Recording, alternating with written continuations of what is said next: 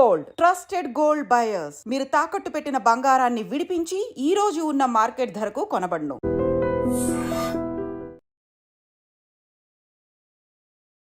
జన నష్టం లక్షల్లో జరగవచ్చు. ఇప్పుడు మహమ్మారి కూడా పొంచి ఉంది. ఇప్పుడు మనకి ఎండ ముదిరితే ఆ మహమ్మారి బయటికి వచ్చే అవకాశం ఉన్నదని చెప్పేసి మొన్న రిలీజ్ చేశారు. ఆ మహమ్మారి కాలుష్యం ద్వారా వచ్చి శ్వాసకోశం మీద ఎక్కువ శాతంగా హార్ట్ బ్రీట్ ఏమంటారు మన ఈ శరీరంలో గుండె స్థితిని తగ్గించేది అని ఒక వైరస్ ఏదో ఫౌండ్ అవుతుంది అని కేవలం మన మీద ఎందుకు చూపిస్తుంది. ఎక్కువ శాతం మన దగ్గర జనం ఎక్కువ తల్లి. వేరే ప్రాంతాలలో ఏంటంటే రిస్ట్రిక్షన్స్ కొన్ని ఉంటాయి వాళ్ళకి. వాళ్ళు కొన్ని ఎన్విరాన్మెంట్లోనే బయటికి వెళ్తారు. మన దగ్గర ఏంటంటే సాయంత్రం చూడండి ఎంత సందడి ఉంటుంది. ప్రతి మార్కెట్ హెవీగా ఉండిపోతుంది. ఇప్పుడు దిల్సుఖ్ నగర్లో పోతే నువ్వు ఇక్కడ పోయినా వాడు 1 కిలోమీటర్ వరకు కనబడాడు. అంత హెవీ క్రౌడ్ ఉండడం చేత స్ప్రెడ్డింగ్ ఎక్కువ అవుతుంది. ఇప్పుడు మనం పంచాంగాలు, ఇతిహాసాలు, పురాణాలు, తాళపత్రాలు, తాళ గ్రంథాల గురించి మాట్లాడదాం. ఒక వైరస్ని ఎలా అరికట్టాలి అని అంటే అమ్మ మనసుని శరీరాన్ని అరకడితేనే ఒక వైరస్ అరకట్టవచ్చు. ఇప్పుడు గౌరవమే లేని బతుకుల్లో బతుకుతున్న ఈ మన అందరము ఏ గౌరవం ద్వారా ఒక వైరస్ ఆపుతాం తల్లి? కరోనా వచ్చి లక్షల మంది చనిపోయారు, చాలా మంది బాధలు పడ్డారు కదా. 25 పంచాంగం చెప్తే ఒక ప్రళయమే ఎందుకు చెప్పానంటమ్మా, ఇక్కడ మతాలకు సంబంధించిన ప్రళయం రాబోతుంది. ఇంకొకటి మతాలకు సంబంధించి నీ మతం ఏమిటి, నా మతం ఏమిటి, నీ కొట్లాటల్లా. ఒకప్పుడు కర్ఫ్యూ అయ్యేది, మీకు గుర్తుందా అమ్మ? అప్పుడు మన స్కూల్లో ఉన్నప్పుడు ఎక్కడ ఉన్నప్పుడు కర్ఫ్యూ అంటా అని అలసరంగా ఆ కర్ఫ్యూ ఏందో మనం చూడలేక కానీ బంద్ పెట్టేవాళ్ళు, సెటర్స్ అన్ని పెట్టారు కదా. ఇలాంటిది ఎక్కువ శాతం జరగబోతుంది ఇప్పుడు.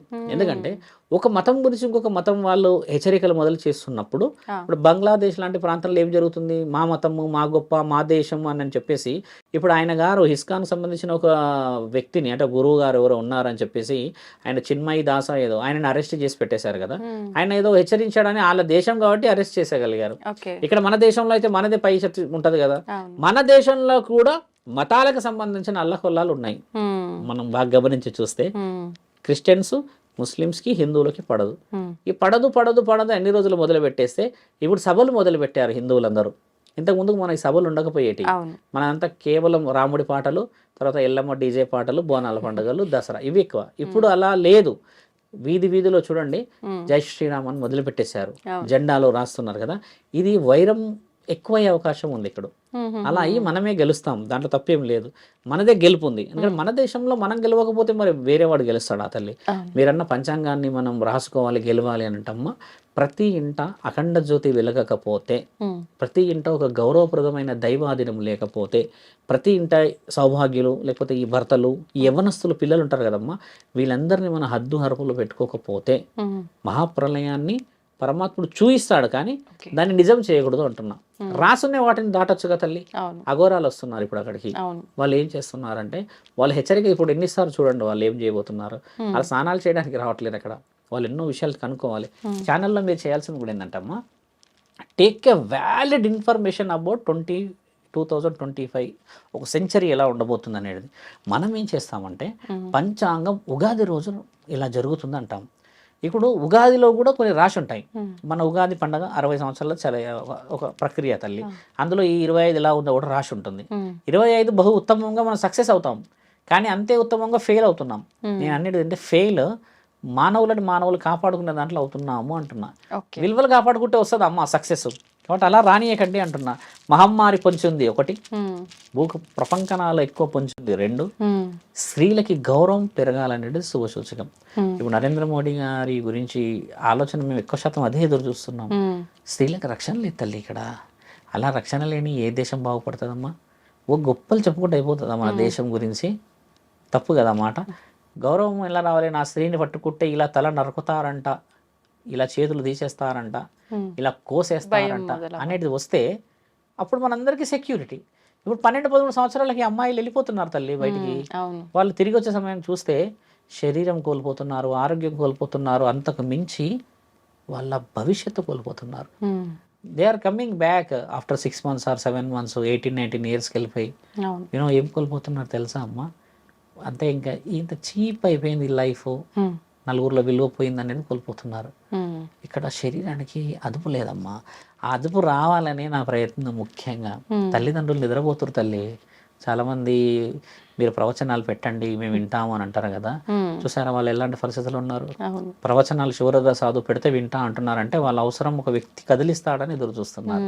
అలా ఎంతమంది గురువుల దగ్గర పోయి ఉండొచ్చు వాళ్ళు, ఎంతమంది సాధువుల దగ్గర పోయి ఉండొచ్చు వాళ్ళు. తల్లిదండ్రులు కాపాడుకోలేకపోతే అమ్మ పరమాత్ముడు ఏ భవిష్యవాణి రాస్తాడు తల్లి. ఆల్రెడీ బతుకుతున్నాం కదా మనం. 2025 ఏం చేయాలి ఇక్కడ? ఏం చేయనికి రాదు. 2025 అయినా ఇంకొక 25 వచ్చినా కూడా మనము ఈ రోజు కదం తొక్కకపోతే ఏది కదిలియదు. చిన్న చిన్న పిల్లలు అని అంటే నాకు ఒకటి గుర్తొచ్చిందండి. చెప్పమ్మా. చాలా మంది ఈ మధ్య కాలంలో మాకు దేవుడు కనిపిస్తున్నాడని, దేవుడితో మాట్లాడుతున్నామని చెప్పి అంటున్నారు. ముఖ్యంగా మా పైకి భగవంతుడు అమ్మవారు వస్తుందని చెప్పి, పూనకాలని చెప్పి, మేము కొలుపు చెప్తున్నాం అని చెప్పి, అంటే అమ్మవారు మాతో ఇది చేయించడం కోసమే మా పైకి వచ్చింది అని చెప్పి చిన్న చిన్న పిల్లలకి, యంగ్స్టర్స్కే ఎక్కువగా అమ్మవారు రావటం చూస్తున్నాం. అంటే గత కొన్ని సంవత్సరాలుగా మనం అమ్మవారు రావటం అనేది, శిగాలు ఇలాంటి పూనకాలు విన్నా కూడా ఏజ్డ్ వాళ్ళకు మాత్రమే ఎక్కువగా రావడం చూసాం. ఎందుకు ఇప్పుడు యంగ్స్టర్స్ లో వస్తున్నారు? నిజంగా ఇది నమ్మొచ్చు అంటారా? ఇదంతా ఫేక్ అనుకోవచ్చు అంటారా? ఒక విధంగా ఏం చెప్పాలంటే అమ్మ, మనము ఫేక్ అని అనకుండా మనం కొంచెం తెలివిగా ముందుకు వెళ్దాం. ఎవరైనా పర్సనల్ గా ఫోన్ చేస్తే మీరు నా నెంబర్ ఇవ్వండి, ఇస్తే నేను వాళ్ళని లైవ్ గా కలుస్తాను. ఎందుకంటే ఛానల్లో ఉన్నాం కాబట్టి మనం కొన్ని ఆలోచనతో చెప్తాను. ఒక వ్యక్తి వచ్చి అమ్మవారి పైనే వస్తుంది అని చెప్పినప్పుడు అడిగిన విషయం ఏంటంటే, మొదట ఎలా వస్తారు, ఎందుకు వస్తారు అని మనం అడుగుతాంగా. మీరు యాంకరింగ్ పోల్డ్ కాబట్టి మీరు కూడా అలాంటి క్వశ్చన్స్ అడుగుతారు. ఇప్పుడు మా దగ్గర కూర్చున్నప్పుడు వాళ్ళు ఇష్టంగా రారు, వాళ్ళ తల్లియో తండ్రియో పట్టుకొని వస్తాడు ప్రెషర్డ్గా. ఫోన్లో నాతో మాట్లాడమంటే మాట్లాడలేరు వాళ్ళు. తీసుకొని వచ్చారమ్మా. తీసుకొని వస్తే కర్మన్ఘట్ ప్రాంతం నుంచి నా దగ్గరకు వస్తున్నట్టుగా చెప్పకుండా తీసుకొచ్చి కూర్చోబెట్టిన తరుణం చెప్తున్నాం. కూర్చోగానే హాయ్ నాన్న, హౌ ఆర్ యూ అని చెప్పేసి కొంచెం ఇక ఇంగ్లీష్లో ఆ వర్డ్స్ ఈ వర్డ్స్ మోడర్న్గా మాట్లాడినా. మాట్లాడేసి so tell me about your life నాన్న, అది ఇది అని చెప్పేస్తే వీళ్ళ పేరెంట్స్ కొంచెం సిగ్నల్ ఇచ్చిన, కొంచెం వెనక్కి జరగండి అన్నట్టు. వాళ్ళు ఇప్పుడే వస్తామన్నట్టు వెళ్ళారు. కొద్దిగా దగ్గర కూర్చొని మాట్లాడినా, I'm like your father, your brother, అది అని మాట్లాడుతూ ఉంటే everyday mother and father is scolding me, unnecessary words they are talking and abused language they are using and start చేసింది. అంటే what abused language you are finding అంటే they are fighting each others in front of me only when I came back from school or college అంటే పోతుందంటే, so how can you find that they are fighting for something అని అంటే most of the sense they are talking about finance స్వామి అని అన్నారు. అంటే finance అంటే మీ గురించే కదా స్వామి అంటే, నో మా గురించి ఫైనాన్స్ గురించి కాదు స్వామి, వాళ్ళు ఏ విధంగా ఫైనాన్స్ సంపాదించాలన్న దానికి మేము ఒప్పుకుంటాం, కానీ ఏ ఖర్చు ఎలా పెట్టావు, నువ్వు అలా ఖర్చు పెట్టావా, అని ఇలా పెట్టావా, దీనికి ఎస్టిమేషన్ ఎంత అయింది, ఈఎంఐ అని కొన్ని ఉంటాయి కదా. ఈ డిస్కషన్స్ నేను చాలా చాలా చాలా చిన్న లైఫ్లో ఉన్నా అనిపిస్తుంది అన్న థాట్ తిరుగుతుంది ఆవిడ మైండ్లో. గమనించండి నా ప్రశ్న. డబ్బుల గురించి తల్లిదండ్రులు కొట్లాడుతున్నారు అన్న విషయం ఎలా తీసుకుందంటే ఈవిడ వీఆర్ వెరీ పూర్ అన్నట్టుగా తీసుకుంది.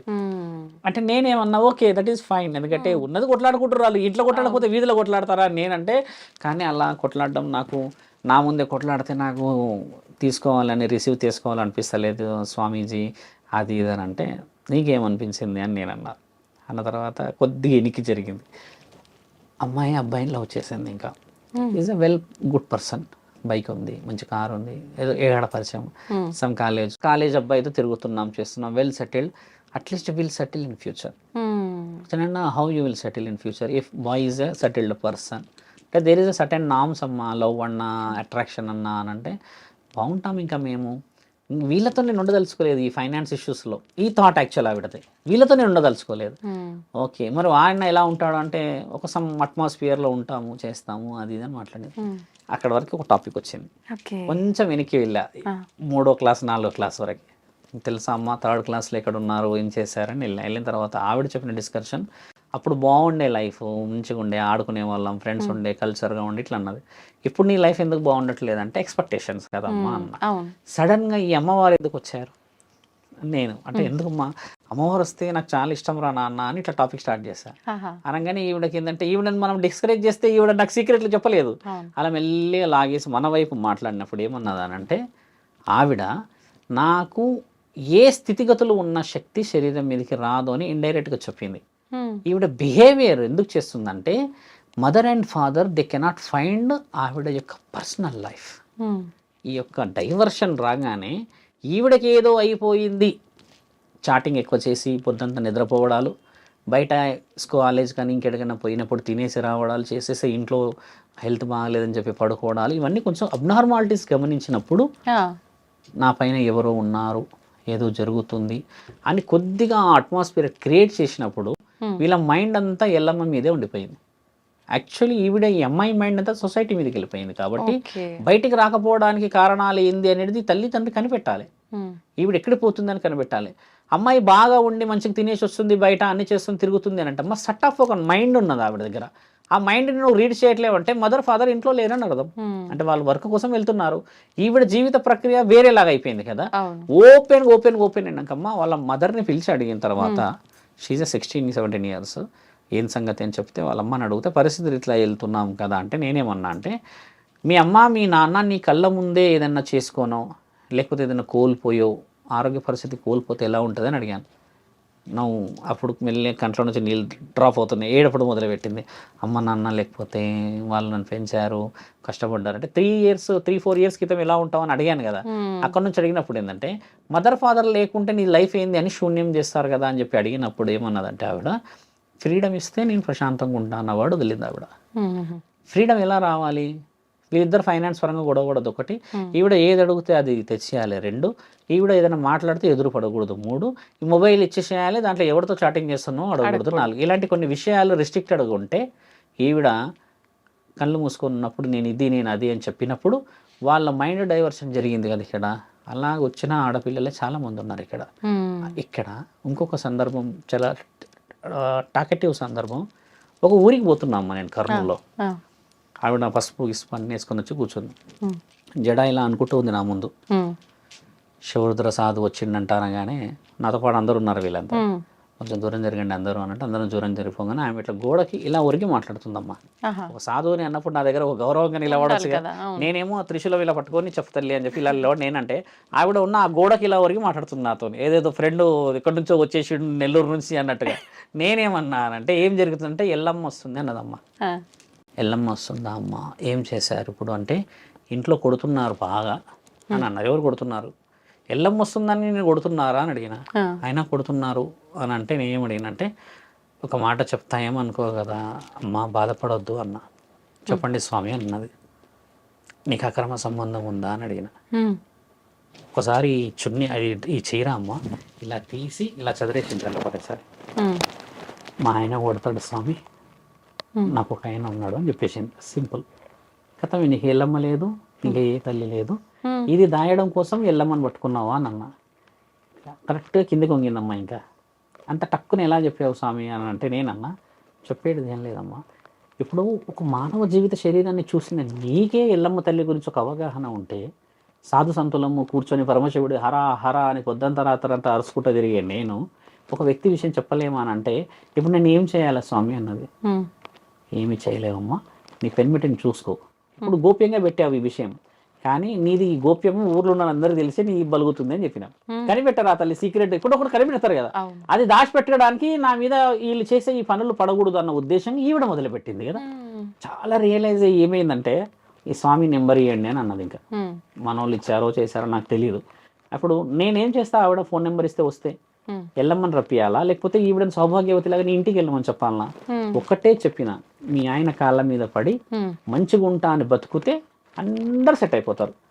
ఈ యొక్క సుఖమే 10 నిమిషాల కోసం వాడు అందగాడు చందగాడు 6 అడుగులు ఉన్నాడు అని అంటే మాత్రం చేతిలో అక్కడ ఇక్కడ నిప్పులు పోసారు కదా, ఈసారి నీ నోట్లో పోస్తారు అని చెప్పాను. కొంతమంది దేవతలు వచ్చినప్పుడు ఈ సలాకులు కాల్చి పెడతారు, మీకు తెలుసా సినిమాల్లో ఉంటుంది, ఇలా పెడుతుంటారు, కోస్తారు. ఆ బాగా వేడి చేసి పెడితే స్పందన ఇవ్వకపోతే దేవత వచ్చినట్టు, స్పందన ఇచ్చేస్తేనేమో దేవత రానమాట. ఈవిడ అలా కూడా చేశారంట. అయితే అంటే ఇప్పుడు మీరు చెప్పిన 2 ఎగ్జాంపుల్స్ తీసుకుంటే పరిస్థితుల ప్రభావం వల్ల కవర్ చేయడానికి కొంత, లేదు అంటే దేవతలు శరీరం మీదకి రారు తల్లి, శరీరం మీదకి వచ్చే వాళ్ళు లేరు. నేను గతంలో కూడా గొడవపడ్డా, వచ్చిన దేవత ఎవరైతే ఉంటారో నీకు పెళ్లి కానియదు, నీకు అసలు పెళ్ళే కానియదు. ఓకే, ఆవిడ ఆదినం నీవు. మరి ఇప్పుడు రారు అని మీరు ఇంత ఖచ్చితంగా చెప్తున్నారు కదా, కొన్ని సందర్భాల్లో గ్రామాల్లో మనం ఎక్కువగా చూస్తాము, ఎవరైనా గ్రామ దేవతల్ని కానీ లేదంటే పంట పొలాల్లో ఉన్న దేవతల్ని మర్చిపోయి కొంచెం మనం తక్కువ చేసినట్టుగా చేస్తే ఎవరిపైకో వచ్చి వాళ్ళతో వాక్కు చెప్పిస్తుంది, ఇలా చేస్తేనే బాగుంటుంది. అది నీకు మాట చెప్తాను. ఇప్పుడు మీరు నేను ఇద్దరం షాపింగ్కి వెళ్ళాం, దాన్ని టెంపుల్కి వెళ్ళాం తల్లి.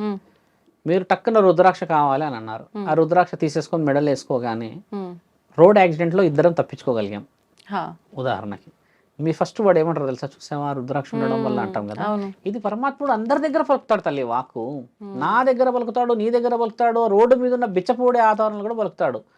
అది వాక్కు పరమాత్ముడి యొక్క వాక్ చాతుర్యం. అది ఉమ్, ఆయన చెప్పుతే వినబడదు కాబట్టి, ఆయన కనబడితే నమ్మవు కాబట్టి ఆ నాలికని కదిలిస్తాడు అక్కడ. ఇది అందరి చేతిలో ఉంది అంతే.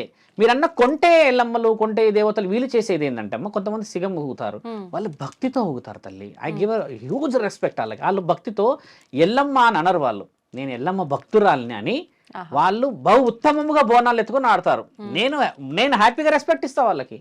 కానీ నేనే ఎల్లమ్మ అంటే మాత్రం నేను 5 నిమిషాలు కూడా ఉండను, వెళ్ళిపోతాడు. ఎందుకంటే ఎల్లమ్మ తల్లి బోనం ఎత్తుతే మరి ఎల్లమ్మ ఆడ గుడిలో ఉన్న ఆవిడ ఎవరు తీసుకెళ్ళాలి బోనం? మరి ఇప్పుడు నేనే దేవుడు శివుడు అనుకోండి, నేనే శివుడిని అని బోనం ఎత్తుకున్నా తల్లి. ఇప్పుడు నేనే శివుడిని అయితే నేను బోనం ఏడికి తీసుకెళ్ళాలి? మరి ఒక నిర్ణయం చాలా బాగా స్పష్టంగా తెలియాల్సింది అది తల్లి. ఇప్పుడు ఆ వర్షంలో మీరు చెప్పారు కదా, కొంతమంది గ్రామ దేవతలకు కొంటే అంటే వాళ్ళ కళలో కనబడతారు, కొన్ని సిగ్నల్స్ ఇస్తారు. పట్టు చీర కనబడడమా, పండు కనబడడమా, పసుపు అంటే బండారు కనబడడమా, కుంకుమ కనబడడమా, వెండి కనబడడమా, బంగారం కనబడదు. మళ్ళీ కొన్ని ప్రమద గణాల అనుమతులు ఇస్తారు, వేప చెట్టు కనబడడమా, ఇట్లా కొన్ని కనబడతాయి. అదే దుష్టశక్తి ఏంటంటే గజ్జల చప్పుడు చేస్తుంది. ఇది చాలా మందికి తెలియాలి. ఎక్కడైతే గజ్జల చప్పుడు వస్తుందో అక్కడ దుష్టశక్తి ఉందనేది 100% తెలుసుకోవాలి మానవులు. కానీ చాలా మంది గజ్జల శబ్దం దేవత చెయ్యతల్లి అసలు అలా చెయ్యదు. నా దగ్గరికి చాలా వందల మంది వచ్చారు ఆ విషయంలో, నేను చెప్పి రుజువు చేయించా. ఈ గజ్జల శబ్దం ఎవరు చేస్తారంటమ్మా, ఈ ప్రేతాత్మలు చేస్తాయి. నిన్ను అలర్ట్ చేసి నిన్ను ఆ సమయానికి బయటికి పిలిపియడానికో, నీ మీద ఏదో సంథింగ్ ఏదో ఉంటది. నీకు ఉదాహరణకు నువ్వు పవిత్రమైన భక్తురాలు అనుకో అమ్మ, ఒక భవానీ మాత భక్తురాలు అంటే నిన్ను పట్టుకుంటే భవానీ మాత అనుగ్రహం ఉండొచ్చు కదా ఆమె కూడా. కాబట్టి నిన్ను మేల్కొల్పే ప్రక్రియలో రాత్రి 12 నుంచి 3 గంటలకు వస్తుంది. ఏ దేవత కూడా 12 నుంచి 3 గంటలకు శబ్దం చేయదు. శాసనాలు ఇతిహాసాల్లోనే రాసింది కదా, 12 నుంచి 3 గంటల వరకు కలి యొక్క ఆధీనమైన సమయం అది. అంటే చెడు ప్రభావం. 3 తర్వాత మన మంగళ స్నానాలు మొదలైతాయి కదా ఏ గుడిలో అయినా. 3 తర్వాత శబ్దం వేరు ఉంటుంది, 12 లోపు ఉండే శబ్దం వేరే ఉంటుంది. దేవతలు కూడా గజ్జల శబ్దం చేస్తారు, సమయం వారిది వేరు. గల్ అనే శబ్దం వేరు, గలగలగల అనే శబ్దం వేరు. దేవతలు చాలా గలగల చేస్తారు శబ్దం. ఒక వ్యక్తి నడుస్తున్నట్టు శబ్దం వస్తుంది, మీరు గమనించండి. ఇప్పుడు మనం కొందరికి 2-3 ఉంటాయి తల్లి ఆ గజ్జలు. ఆ సౌండ్ పర్టికులర్ గా నడుస్తుంది, టక్ టక్ నడిచి ఒక దగ్గర ఆగుతుంది. దేవత అయితే ఇంకొకళ్ళు ఏంటంటే తిరుగుతూ ఉంటారు, వాళ్ళు బయట తిరుగుతారు. బాగా గమనించాల్సిన ప్రశ్న మీరు అడిగిన డీప్ క్వశ్చన్. ఇప్పుడు ఇది మన బెడ్రూమ్ అనుకోండి, అదొక ఉదాహరణ కిచెన్ అనుకోండి, అదొక హాల్ అనుకోండి. Every corner we listen that sound. But ఎవిల్కి బయటనే శబ్దం చేయగలదు. అంత సింపుల్ లాంగ్వేజ్లో అంత సింపుల్ టర్మినాలజీ ఎలా మర్చిపోతారు మానవులు? నేను అక్కడ నాకు పిచ్చ కోపం వస్తుంది, ఎందుకంటే అడిగిన వాళ్ళు కూడా తిడతాను ఆడవాళ్ళని. ఏమ్మా ఏడొస్తుందంటే ఓ వరండాలా తిరుగుతుంది అని అంటారు. వరండాలు ఎందుకు తిరుగుతుంది? దేవత అయితే ఇంట్లోకి రాకూడదా? నీ అనుమతి కావాలా? ఆవిడ ఇంట్లో నువ్వు ఉన్నావు కదా అని నేనంట. ఒక దేవత ఇంట్లో మనం పుట్టినాం కదమ్మా. నీవు ఉట్టక ముందుకే మీ నాన్నల ముత్తాతల నుంచి వస్తున్న ఎల్లమ్మ తల్లి, పోచమ్మ తల్లి వాళ్ళు అంటే నువ్వు ఆమె ఇంట్లో ఉన్నట్టే కదా. మరి ఆమె ఇంట్లోకి చోటు ఎక్కడైనా ఉండవచ్చు కదా. భూతాలు దయ్యాలన్న ఈ విషయం ఎందుకు చెప్తున్నా అంటే, ఇవి నిన్ను సెక్యూర్ ప్లేస్ నుంచి బయటికి రాపించగలవు. అయితే నీవు అయితే అదైతే లోపలికి రాలేదు కదమ్మా, ఆడొక రక్ష ఉంటది కదా ప్రతి గడపకి. ఇది తెలుసుకోవాలి చాలా మంది. మీరు అన్న ప్రశ్న ఏంటంటే, చాలా మంది తప్పుదోవలకు వస్తుంది, ఇలా ఎల్లమ్మలు వచ్చారు, పోచమ్మలు వచ్చారు అంటున్నాను కదా. ముమ్మాటికి అవాస్తవమైన విషయాలు అవి. కొంతమంది భక్తితో ఆడుతున్నారు. అర్ధనారీశ్వరులు ఎల్లమ్మ తల్లి బోనం నేస్తే నిజంగా ఎల్లమ్మ తల్లి వచ్చినట్టు ఉంటుంది అక్కడ బల్కంపేటలో. ఎంత భక్తిగా ఆడతారు మరి. కొంతమంది అన్నారు మాకు వస్తలేదా అంటే, కొంతమంది వస్తుంది అని అంటారు కదా. వచ్చిన వాళ్ళ ఇళ్ళందరి ఇంట్లలో పరిస్థితి అంతంతే ఎందుకుంది? ఆ అమ్మాయి ఎవరైతే అంటుంటారో, ఈ చిన్న చిన్న వయసులో ఉన్న వాళ్ళు కానీ లేడీస్, సొంతంగా ఆరోగ్యం బాగుండదు తల్లి వాళ్ళది. నడుములు తీవ్రంగా నొప్పులు ఉంటాయి, మెడల కాడ నుంచి కింది వరకు హెవీ పెయిన్స్ ఉంటాయి బాడీ అంతా. వాళ్ళు చేసే కొంచెం క్రియా ప్రక్రియలకి న్యూరలాజికల్ సిస్టమ్ చాలా డిస్టర్బ్ అవుతుంది. దానివల్ల పెళ్ళైన వాళ్ళకి ఏమవుతుంది తెలుసా అమ్మ, చాలా మందికి తెలియాలి అమ్మలకి, పెనిమిటికి మరణగండం వస్తుంది, కొడుకుంటే కొడుకుకి గండం వస్తుంది. ఒక దేవత ఒప్పుకోదు తల్లి అది. కాపాడడానికి ఆవిడ ఉంటే, ఆవిడ ఒక శరీరం మీద నేనే వచ్చానని చెప్పేసి సొంత వాకులు పలుకుతే ఆవిడ ఎట్లా ఒప్పుకుంటుంది తల్లి? ఆ విషయంలోనే మొదట్లో 1 year క్రితం చెప్పా ఈ విషయము. చెప్పిన తర్వాత నా దగ్గర చాలా మంది వచ్చారు. ప్రతి ఒక్కరు now they are well settled families. ఇప్పుడు వాళ్ళు పీస్ఫుల్ ఎందుకు ఉంటున్నారు అంటే, నేను ఆ రోజు వచ్చింది ఒక ఆమె వచ్చింది, పుట్ట ఉంది, ఎల్లమ్మ తల్లి పెద్ద పుట్ట ఉందంట, పాము ఈవిడకే కనబడుతుందంట. నేను చెప్పిన చాలా అదృష్టవంతురాలు, ఇక తర్వాత ఇక నా మీదకి వచ్చేసింది స్వామి అని అంటే, కానీ అప్పుడు మొదలైంది. నేను మంచిగా ఇచ్చినాయి ఆవిడకి, ఎట్లా వచ్చింది అని చెప్పిన. ఇక అంటే కథ మొదలు పెట్టేసి బాగా చాలా గౌరవంగా మాట్లాడిందమ్మా ఆవిడ. మాట్లాడి గర్వంగా పోయింది. 3 నెలలకు వచ్చింది మళ్ళీ. రుద్రస్వామి గారు ఉన్నారా అని ఫోన్లో అడుగుతుంది. రుద్రస్వామి గారే చెప్పండి అని అనగానే, మా ఆయన 11 రోజులు అవుతుంది స్వామి, ఏ హాస్పిటల్కి పోయినా ఏ టెస్టులు చూసినా ఏం వస్తలేదు, కానీ మనిషిలో ఉండట్లేడు అని అంటే, పట్టుకొని రా మీ ఆయనని అని చెప్పిన. ఆయన అదృష్టం చూడాలి. అలా ఆయన గారు నా దగ్గర కూర్చున్నాక ఒక 15-20 నిమిషాలకు రియలైజ్ అయిపోయింది ఇవిడ. నేను చెప్పిన, అది చూడమ్మ తప్పు, ఎల్లమ్మ తల్లి పుట్టుంది కదా, రోజు పాలు పోయి గుడ్డు పెట్టుకో, ఇంకేదైనా ప్రమాణం ఉండు ఆడ పెట్టుకో, ఎవరైనా భక్తులు వస్తే ఎల్లమ్మ తల్లి బొట్టు పెట్టేసి అమ్మ బాగా చేస్తుంది అని చెప్పి ఈ ధర్మమైన వాకులు మాట్లాడు. అంతేగాని ఇంకా ఈవిడ గద్దేసుకుంది అక్కడ కూర్చోడానికి. ఇక ఎల్లమ్మ తల్లిని, ఎంత తప్పు తల్లి, ఎల్లమ్మ తల్లిని ఆడుకుంటున్నారమ్మా. ఏ రోజు కనబడుతుందో నా తల్లి ఎల్లమ్మ, కానీ ఒక్కొక్కళ్ళ భరతం పట్టాలి. ఆవిడ అప్పటికి పాములాగా చూపిస్తూనే ఉంటది. వీళ్ళు కళలో పాము కనబడేసరికి ఎల్లమ్మ తల్లి కనబడుతుంది, కానీ ఆవిడ ఏ రూపాల కనబడ్డది, ఎల్లమ్మ తల్లి పాము రూపంలో కళలో కనబడ్డది అని అంటే అది ప్రమాద హెచ్చరిక. ఏ దేవత కనబడదు. ఆయుధం కనబడ్డదంటే ఈపు పగలగొడుతున్నానని అర్థం. బాగా గుర్తుపెట్టుకోండి, ఇది ధర్మం. శివుడు కనబడ్డాడు అనుకోండి, లైవ్ కనబడ్డాడు అనుకోండి, ఇట్లా శివుడు ఎవరికైనా కళలో శివుడు కనబడ్డాడు అని అంటే, ఆయన ప్రమద గణాల అధిపతి, గ్రహణాలకు అధిపతి, 14 లోకాలకు అధిపతి కదా. ఆయన ఏ విధంగా కనబడినా ఒక రక్షణ. ఆయుధం కనబడదు శివుడికి, ఎందుకంటే మన రూపంలోనే కనబడతాడు. ఒక్క మాట స్పష్టంగా మన ప్రేక్షకులకు చెప్పాల్సింది ఏంటంటే, గణేశుడు కార్తికేయుడు శివుడు లాగా ఉన్నారా అమ్మ? పార్వతీమాత లాగా ఉన్నారా? దేవుడు లాగా ఉన్నారు కదా. ఒక్క మానవ శరీరం మాత్రమే మాలేసుకుంటే శివుడు లాగా ఉన్నాం అంటారు. అలాంటిది మరి ఆయన బిడ్డలకి ఆయన శివుడు లాగానే కనబడాలి కదా. తప్పెక్కడుంది? అది తెలుసుకోవట్లేదు మన వాళ్ళు. ఆయన కన్న పిల్లలే ఆయన రూపంలో లేరు. మనం ఏమి ఆయనకు పుట్టిన వాళ్ళమా, ఆయన అణువులో పుట్టిన వాళ్ళమా? ఒక ఆత్మతో పుట్టించుకున్న మనని మాలేసుకుంటే శివమాలేసారా మీరు అని అంటారు.